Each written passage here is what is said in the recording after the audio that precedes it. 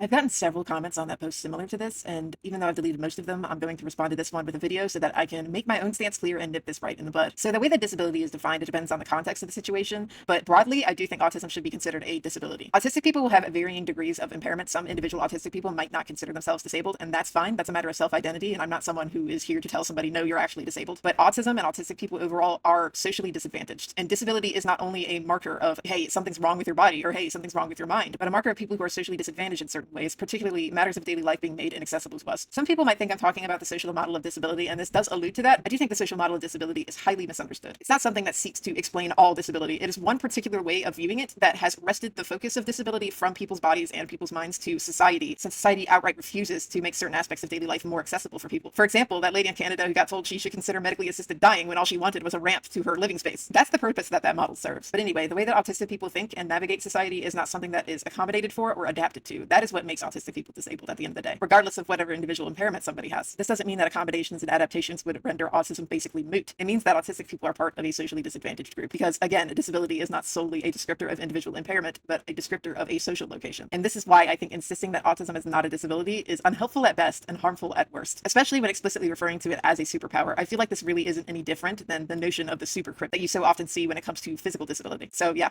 thanks for coming to my TED Talk.